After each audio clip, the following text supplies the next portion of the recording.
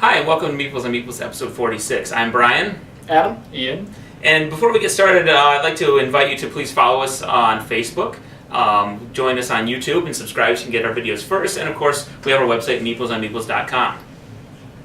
This week's game is Takenoko, is that? Takenoko, I'm not sure, but we'll go with it. Forgive us for the pronunciation. It's I guess I don't know how you describe the game as a style of It's game. the story. You described it by the story. Well, the idea is that China and Japan have come to kind of a truce, and China, as part of that truce, has given a gift of a panda to the Japanese emperor, and his job is to kind of set up a garden or someplace where this panda can live and sustain itself. And so that's kind of the purpose of the game. You lay down tiles, you build up resources so the panda can eat and tend the garden and keep the panda happy, yeah. The game is really broken down into a set of, each turn is two things. The first thing you do is you roll a die, and then after that you can take two separate actions. The die has different symbols on it: a sun, a cloud, wind, rain. It's basically, it shows what the weather is for your turn. The sun gives you 3 actions when you can only take 2 actions. The wind lets you do the same action twice when you can normally do 1 action at a time. Or 2 different actions. Or 2 different actions, sorry. The lightning bolt allows you to move the panda to any square that's currently available and eat some bamboo on that square. Normally the panda can only move in a straight line. That allows you to move anywhere. And the rain allows you to grow another bamboo shoot anywhere on the board. And I think the last one is the cloud, or the brain as you like to call it. Yeah. And that one allows you to draw, there's these 3 symbols, markers that you can, the only way you can get them is if you roll the cloud. One of them is an automatic irrigation tile. You can place it on any tile, and that tile automatically has water. The other one is a panda can't eat anything on this tile marker, meaning if the panda moves there, he can't eat the bamboo, even if there is a full there's a fence built around it, basically. Yeah. And then the last one is a fertilizer token. So anytime bamboo is grown on that token, instead of growing 1 bamboo shoot at a time, it grows 2 at a time. Did you explain the question mark also? Oh, and sorry. And the question mark allows you to pick whichever one you want. You can, if you want to do the 3 moves, you want to move the panda, whatever you want to do, you can choose. So once you've done that, you don't do that the first round. The second round is when everybody rolls the die before they start. Once you do that, you resolve that immediately, and then you can take 2 actions on your turn. Now there's 3 different types of cards, and you start with a purple, a red, and a blue, one of each type. That give you your objectives, which you would keep hidden, and they're worth points. So for instance, on this card, if you have 4 green hexagons in this shape and they're all irrigated, I'll explain that in a second, you would get 3 victory points, the points on the bottom corner. Sometimes if it's the gardener card, the red cards, you want to grow a certain color of bamboo, 3 or 4 high, or maybe you have to grow 3 stalks 3 high, and it's all very simple in pictures. You know what the gardener has to do, it has to be this tall, and it shows how many on there, and then gives you your victory points. That'd be worth 4 points. Or if it's the purple card, excuse me, that's a panda card. The panda usually is going to be eating something on those cards. In this case, it shows if I'll get 4 points if I can eat 2 yellows with the panda at any point. So you have your little player board, player mats, which we're always big fans of. And I can take 2 actions. So I have my 3 starting cards that I drew randomly, 1 of each color. And my actions consist of, I can draw, first off, by the way, the board only starts with just the center tile, with the panda figurine and the gardener in the center. Basically, it's like the pond in the middle. We've added all these later on. So you only have 1, really, initially. That was nice looking. It was pretty, but we're going to destroy it. So one of my actions is I can draw an irrigation channel. Now, any hexagon that gets placed next to the pond is automatically irrigated and has access to water and can start growing. So as soon as one's placed down there, it's automatically watered. Put a base down, and it grows 1 bamboo high. But as you build further out, you need to draw the water and build it and slowly draw water from there to the further out tiles. So you might want to grab one of these and lay them along the edge of 2. And it does have to be laid along. You have to have 2 tiles next to each other in order to lay an irrigation channel down. And then you can slowly branch off from that. So irrigating is an option. Or I can draw an irrigation channel and just put it on my board and hold on to it later. So option 1. Option 2 is, if I'm not happy with any of these cards, I can have up to 5 cards in my hand. I might choose to draw another card. Okay, I can do that. Option 3 is I can move the panda in a straight line in any direction and stop him wherever I feel. and he'll eat one bamboo shoot on that tile. So I go straight out here, he'd eat the top one there. And again, we already talked about how you want pandas to eat, so that goes on my player board. I now have one green bamboo. It actually goes into the panda's tummy. Yeah, the little panda's tummy on the board. So moving the panda is an option. To grow them, we already talked about they grow one initially if they have access to water. The only way to keep building these up, and they can be up to 4 bamboo shoots high, is you can move the gardener in a straight line as many spots as you want. You stop him on one, and he grows a bamboo shoot on not only that tile, but any adjacent, like if it's yellow, all adjacent yellow tiles that are also irrigated would all grow one if they're all the same color. What am I missing here? Draw a tile. Or, to build the thing, you draw the top 3 tiles. You look at the 3, I've got yellow, green, and green, and you decide one of those to keep in play. The other 2 get discarded at the bottom, and that's how you build your garden out. And you actually kind of placed that wrong. As far as placing the tiles go, the initial tiles can be placed right along the center, and they don't have to have other tiles around them. Any other tile you place has to touch 2 other tiles. In order to in play, correct. Yeah, so you couldn't just build out a straight line. You got to kind of build them out. And so as you're eating or growing or laying tiles in the correct pattern, as soon as you complete an option on your turn, or if somebody else completes it before you and it comes to your turn, you get to put that card down right away. It does not count as an action and say, I just got 4 points because this yellow, for instance, is 4 high or whatever. And in a 4-player game, once you hit 7, that triggers the last round. Yeah. Once you've completed 7 different objectives. And the person that triggers you go that out one last time gets the Emperor card, which is an extra 2 points to add on to the 7 they already have, or 7 cards worth. And so everybody goes one last time, and you look at all the objectives you've completed, you add up whoever has the most points wins. If there's a tie, whoever has the most points on their panda purple cards would become the winner. Hopefully that didn't sound too complicated. Basically, you're slowly building the garden. It just starts with 1 hexagon, you build it out, and you have to draw the water out and eat and grow. Going through the second time. If I was Pat, we'd go through 4 or 5 more times. Round the horn again! I guess just to jump on, I guess if we didn't already say the irrigation and also the what are these called? I guess those are like the special ability tokens. Special ability tokens do not cost the action. Actually, once you get to your turn, you can just spend them as you see fit, as many as you want in one turn. But taking a water does count as an action. Once it's on your board, once you own it, it's not considered an action. You can play it, and when it comes to your turn, as many times as you want to. How about components on this guy? Love it. If I was rating this on components alone, this game would be like a 9. It is really nice color. Oh my gosh! Even the bamboo shoots have little leaves painted on them. It's beautiful. The figurines are very well painted in detail. Where was this game? We'll get a close-up shot. I don't know, to be honest. You have your own player board, which is very colorful, and it clearly has every spot marked where you should put all the pieces. It reminds you of your actions and what you can and cannot do.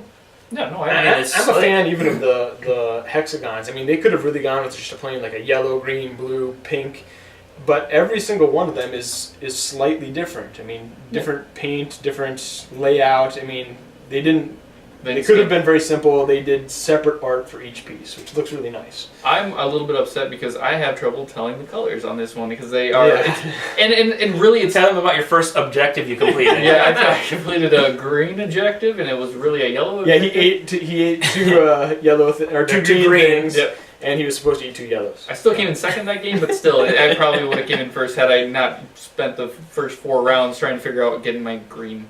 Anyways, humorous.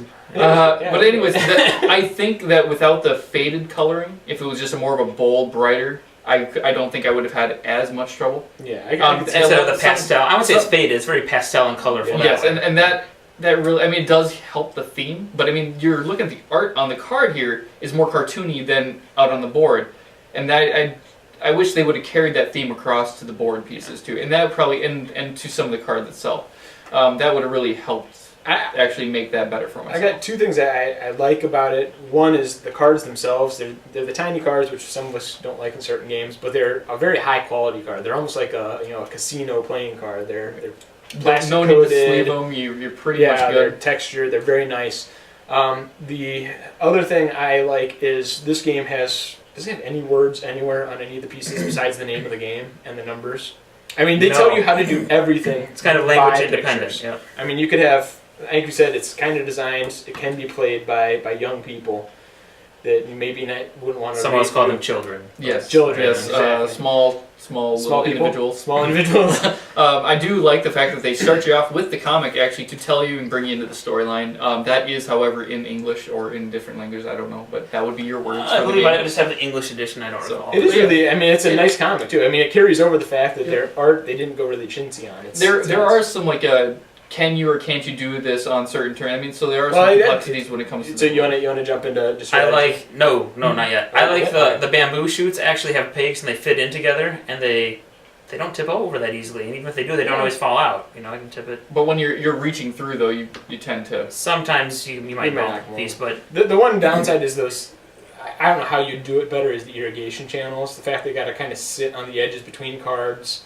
They don't always sit perfectly and stay lined up. I guess you can knock the board around, but I don't know any way they could really do it better. They made nice little wood channels that convey the idea really well. It's just they're maybe not ideal for the what they're trying to do. And then I love the It's components. really good. I think we're about done with that. And we beat let's it to go. death. Let's go into strategy because there seems to be quite a bit of options you can It's a choose. much deeper game than it looks. Yes, correct. When drawing cards, we often went for the gardener's cards because they tend to be worth a few more points. Now, growing the bamboo high is difficult because on other people's turn, they might be swooping in and eating the bamboo to complete their own objectives. You know, you don't know the cards they have.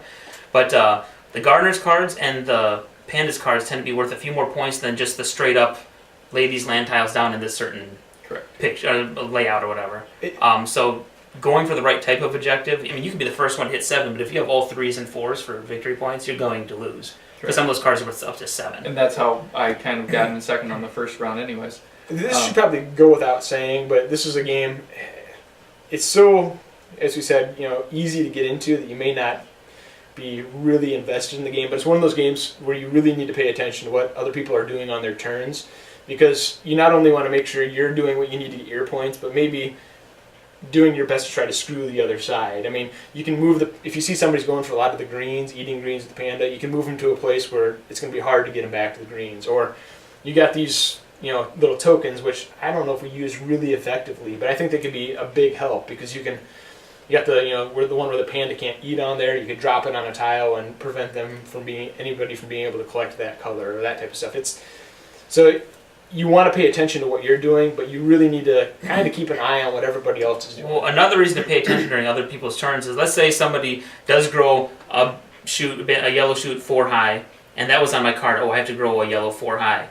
If it comes back to me and that one's still 4 high, I can lay that card right away and say, hey, look, I had a yellow 4 high. I get 4 victory points because it's present on the board, even though it was completed on somebody else's turn. So you do want to see what they do and hope that the board doesn't change too much, because it might actually just give you free points. It could be without using an action, because laying a card down is free. It could be a game where you easily sit back and not pay attention, but I think it's going to be kind of to your detriment. It's more involved than it. You've been trying to jump in. That's all right. We don't care what you do. Yeah, most don't. What I do understand with the defensive strategies, it's hard to actually play a defense on this game.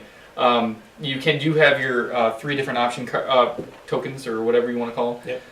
With that, I would say use them more for your offensive strategy, because there are a bunch of cards that say you have to lay this. You can only get the bamboo shoot, but 4 high, and then this option card has to be on there. Defensive strategy is really hard to actually understand or know what other people have in their hand, and so I would say save your tokens for your own score points. Always try to keep at least 5 cards in your hand, because again, when other people go around and lay their cards down, you're going to have more options to be able to score on their turn when it gets back around to you. I guess both times I played, I didn't see that as a real necessity, to be honest. I'd like to be able to carry the cards, especially. I mean, it gives you more options, like right. I said, but it's. I don't think it's really a make or break thing. I mean, I was the first one to finish 7 in our last game, and I only at most had 1 card in my hand after I finished my first 3 objectives. I just kept beating that one. I mean, it maybe has to do with the luck of the draw too. Yeah, I had my 5, but I just couldn't get the height on the poles that I needed or the bamboo shoots that I couldn't, and the game wasn't laying out the way I needed. It does pay to have more cards, because you can also complete more than one objective in a turn. Mm-hmm. Correct. So if you get a yellow 4 high, boom. Oh, and for my second action, I'm going to pull the panda in to eat a yellow. Look, and I just completed my eating objective too. So if you have multiple cards, you might just go pow, pow, pow. Plus, you want to be the first one to take as many of the farmer cards as you can, just because they are the highest scoring point cards there. Secondly, after those are out, going for the pandas is the second. There is probably a strategy with getting land tiles first because you're trying to expand the board right away. I don't know how that I would can see play that out. as a strategy. I mean, the farmer ones have more, but they're typically harder to do. If you tried the panda ones or the land tile ones and could get your objectives really fast, you might be able to win the game that way, even with a low score, because you're going to be the first to really build up the cards. My first go around, I did go and I tried the land tiles and the pandas, and I was getting those done, but I knocked them out. But I still got beat because the other player had the more the higher cards, and so I tried concentrating on that the second time, and just the board wasn't laying out for me the way I needed it to. So I mean, I really kind of There's definitely some luck involved. correct. I mean, Yep. you And can't it beat just, that. I just couldn't get everything to line up for me, and maybe I didn't try hard enough, or maybe I didn't plan everything through, but it just nothing was working out the way I wanted it to. One thing I would suggest doing, and I didn't do this, is maybe load up kind of early in the game on some irrigation channels. Because if you want to get these land tiles points, you not only have to get the right configuration, but all the tiles have to be irrigated. So if you don't have those irrigation channels built up in your bank or on your card, it's going to be hard. Even if you get all the colors out there, you're going to go around 3 times probably before you're able to irrigate those channels and really get those points. Yeah, if I had to get these two irrigated and I had a bunch here, it'd be fine. I go boom. Well, this one's actually already irrigated, pretend that symbol's not there. Boom, and then I just irrigated everything I need. Whereas So one at a time, yeah. And there's a limited number of those too. So I mean, if you got like a few on your card to start off, I think that'd be a nice start, because early in the game people aren't scoring a lot of points anyways. Maybe kind of building those up. I think we're ready for our likes and dislikes before we move on to the review. One thing I like is that I always like a game when you don't feel like you were forced into a bad decision. You know, you can only do 2 things, and usually you have to do 2 different things depending on what you roll on the die. There's 5 choices. 5 actions you can take, and I feel they're all legitimate, important actions. You have to do irrigating at some point. It's a necessity in this game. You have to move the panda and eat because you need to keep the bamboo a certain height, or you just need it in his belly. You have to keep growing it, and so it forces you into a tough decision. I have to take 5, but at least none of them are bad decisions. Where there's some games where like in maybe Stone Age, where people have taken all the good spots. Well, there's nothing good for me to do. There's always something good to do, so you just have to kind of bite the bullet and decide which 2 good actions do I want to take. And I jump on board with that. There's never a point where I felt that my moves were going to be worthless for that round. I always felt like something I was going to do was going to move me forward, if not completing an objective, at least moving me toward completing it. It wasn't like I ever got to my turn and said, I got 2 actions, but I'm not going to accomplish anything this turn. Like, it always felt like it was going to do something. It was going to be productive. Likes and dislike on I like and dislike your little, I guess they're marker tokens. Yeah, we didn't even talk about those. They're neatly painted. They're nice to have. They're just wooden whatever, and they're just nice to be able to keep track of your stuff. Yeah, and they're designed to let everybody know what you're going to do. For each actual player map, they actually have their own individually one, which they didn't have to do at all. Design, yep. But also the downside on that, it seems as you get going in this game, you don't ever use it. Like, you just know that they get the dice roll, and then it's like, what are you doing for your 2 actions? And you're holding them accountable. I mean, the idea behind them is you're supposed to plan it out, and everybody can see these are the 2 actions they're going to take. I don't think I ever did it. No, to be honest. exactly. So I just they're neat. They're nice to have. They're really they're very well done, except for the fact that you just don't use them.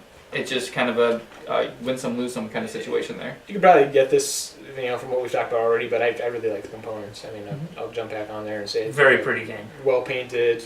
They did a lot of additional detail work they didn't have to do. Just a pretty game. I did get a kind of a feeling of like Zularetto. Just kind of the panda on the cover. The pandas. No, I mean not necessarily the gameplay, but just kind of the general overall theme to. I'd say it's a similar lightness of game. Yep, you just kind of, and then you're trying to play with a younger audience as well. I mean, this kind of can carry through. Younger audience. Yep, and so I mean, it's just I can see you pairing those 2 together for a family. I have one dislike that hasn't been mentioned at least, and that would be that it maxes out at 4 players. Okay. I don't think a 5th player would actually break the game. It might just slow things down is all. It's a pretty quick playing game, though. Yeah, it plays in under an hour. Once you know the rules, you can play in about 45 It minutes. seemed like we never got really through any of... I mean, we got through some of the decks, but not all the way through, but we never got really through any of the tiles. We always had a few left, yeah. Yep. And I mean... what's the recommended age for this, actually? It might be 8 and up. 40.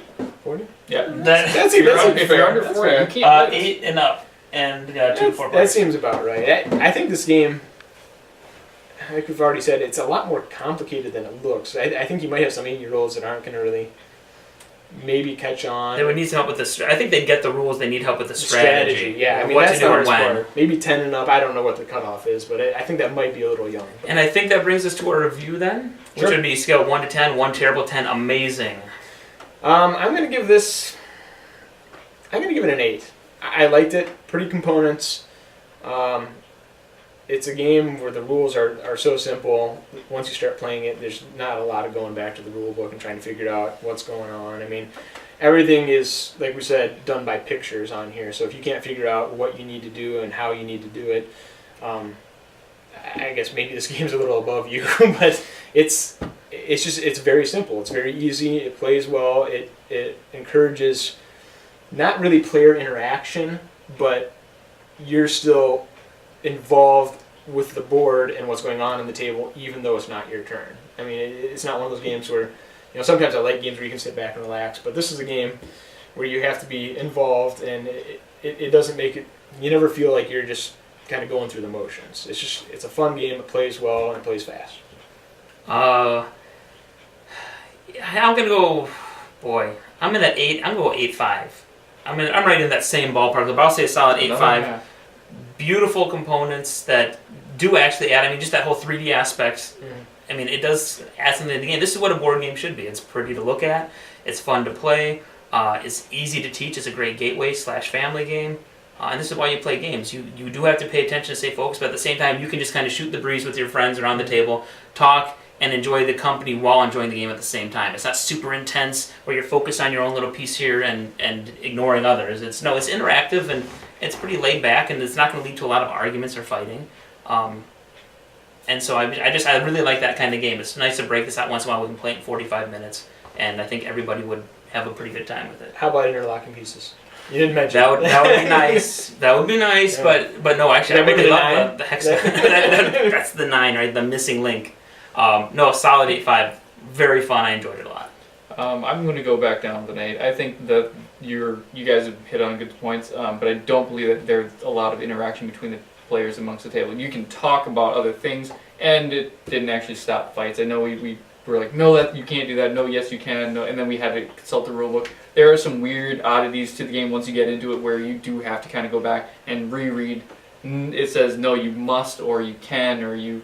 Has to be. What does it mean when it says it has to be mirrored on the board? What's on your card? I mean, there are some weird wording in there that did cause a little bit of disagreement, but and especially with the pitchers, I know that it is just a pitcher.